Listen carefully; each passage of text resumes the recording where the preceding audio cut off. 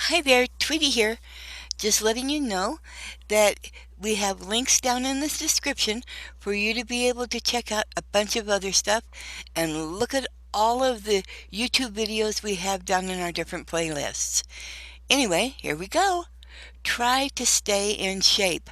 Many preppers are going to find themselves completely exhausted after just the very first day in a disaster, whether it be a flood, a tornado, a fire, whatever it is.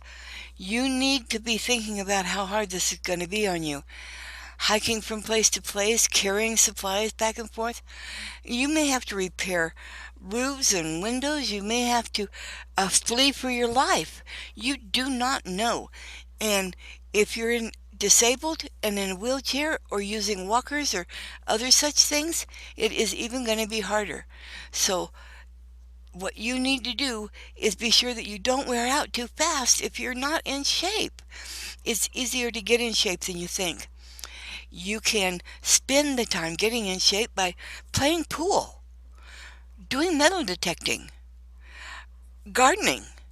You don't have to stand there and just do a bunch of jumping jacks. Make your body work and do something that can be productive and fun. So it's a good time to start having good activities that are healthy for you and helping you get in shape. If you've enjoyed this tip, we want you to click the like button. And if you want more good tips, subscribe. We're here for you. You have a blessed day and angels all around. Bye.